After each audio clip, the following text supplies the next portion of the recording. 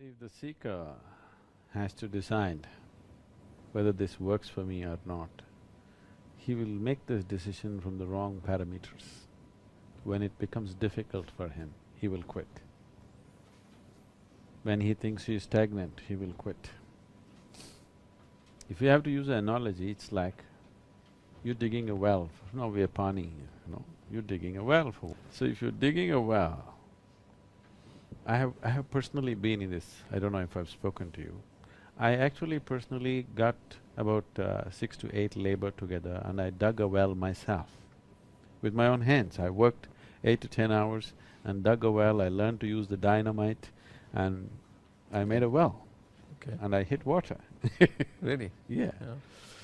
So this was an incredible experience for me because as it went in, as you sink in, after some time you just have a piece of sky and just this 6 guys with me, 3 of us are handling crowbars, other 3 guys are filling up the earth and somebody pulls it up every time.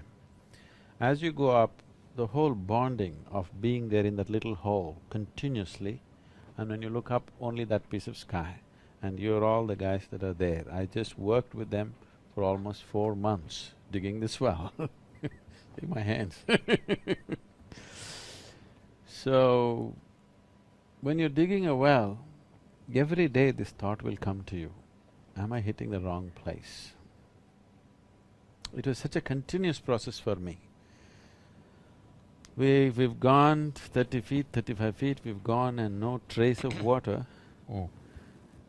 You're like every day, every moment you're thinking, because your effort is involved, your money is involved, and above all, in the village you'll become a fool, okay You've picked up a challenging spot to hit the well, and every time you hit your crowbar or your pickaxe, you're thinking, is this really the place? Maybe somebody else comes and say, some other wise guy will come and say, you are not going to hit anything here. You come there, you do that part, I can feel it. I can feel the water gurgling there, you come and hit there.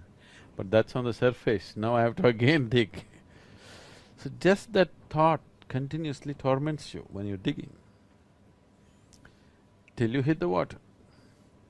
Now, what I say is, first of all, you have gone on a spiritual path with some group or some guru or whatever. That at one point when you made the decision, you saw the value of it. That's why you have invested your life there, otherwise you wouldn't. I believe so, unless you just throw your life wherever you go, I don't know about that. But otherwise I believe because you sensed something, you tasted something, something touched you and you thought this is it and you went for it. I would say you persist for some more time. Unless you find something seriously wrong with what they're doing, okay? Unless you find it's something totally a hoax that you got fooled into it, yes, you have to change your decision. Otherwise, if you don't find any change in them, they're stable, they're good and they're doing their work properly, I would suggest wherever you are, you continue to dig. If you keep changing your mind every other day, you'll have lot of holes in your land, but no well. Pani will not happen. Yeah. So, it's best to persist unless you have discovered something seriously wrong with them. Yeah. I do have friends in California who do spiritual shopping. Every time I go back to California and they found a new society, a new guru, a new thing, it's like you found a new girlfriend or a new boyfriend or you've changed your house. And I just… and yet I know that they're looking for some kind of spiritual search. So what what is it inside them that is provoking this constant desire to find something new? What is that restlessness that provokes that? See, one thing is wrong ideas about spiritual process. Yeah.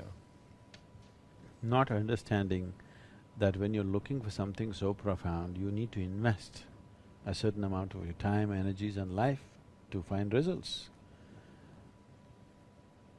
Fanciful commercial books on spirituality, they read that and some instant gratification should happen. If that's not happening, they want to quit. Or it is just they don't have a mind of their own, they're just guided by whatever is the fashion in the local area. There are all various reasons, but essentially, lack of profoundness, you're becoming flaky in everything. Yeah, I know. I was really cursed for this statement that I made once with somebody very important said, how do I find peace very quickly? I said, take a sleeping pill. So I did. There is no way because the journey, Even that I'm, takes an hour and a half. even that takes not right. I just because I'm in my experience, the journey to spirituality actually goes through the path of your own demons. And there is no greater danger or there's no greater fear laden path than your own demons. So, but how can you go there without actually walking through that? I mean, that's my experience. Maybe some people find it without that, but maybe I have more It need demons than not be others. so, because all the demons are you're making, you can Yeah. put them to sleep in no time. How do I put my demons to sleep? I'm sorry, I have to ask you that. Yes, how? It must be. Somebody's asking, dear Shekhar. Oh, can we just talk about demons for a second? Yeah, please. I promise you, Sandeep from San Diego. Sandeep, I think I know you.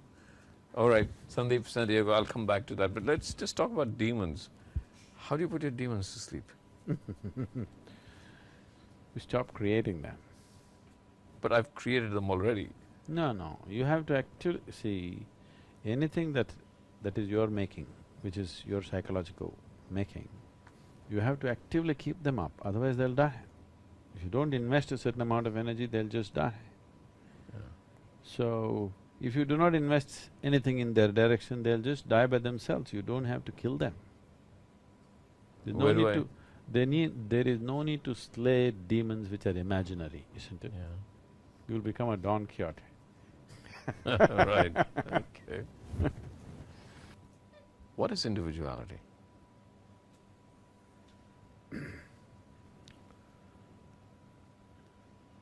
It is something that comes out of your instinct for self-preservation, because unless you develop a certain individuality, you cannot protect yourself, you cannot preserve yourself.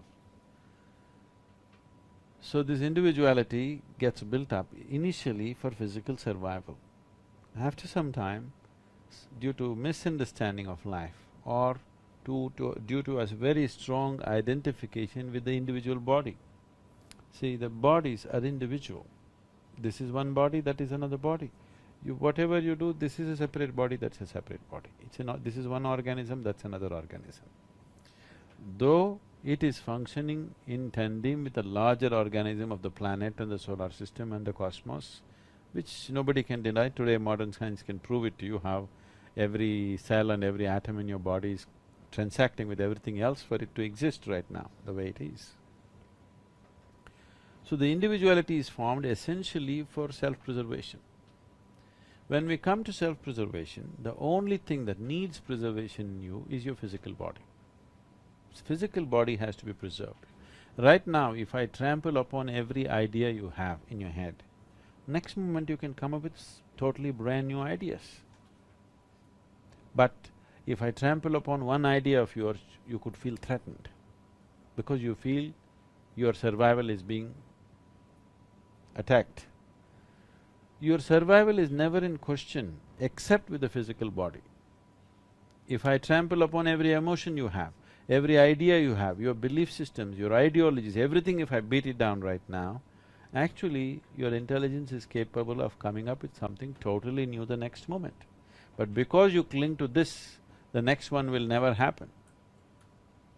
People cling to… the stronger they cling to it, the less creative and less concretized they become in their individuality.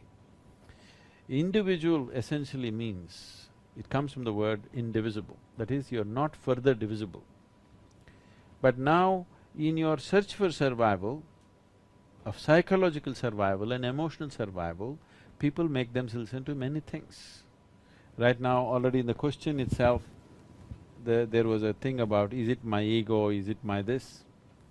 Where is your ego? There is no such thing, it's just a nasty part of you which you want to label it as Mr. Ego, you know.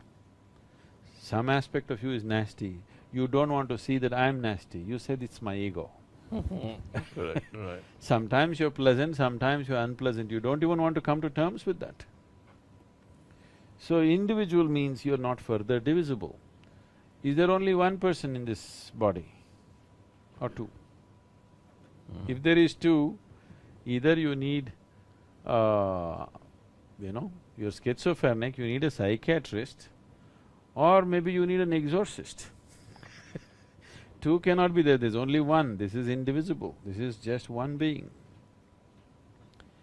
So, the individuality is a disease. Individual is a beautiful thing, it's a compact organism.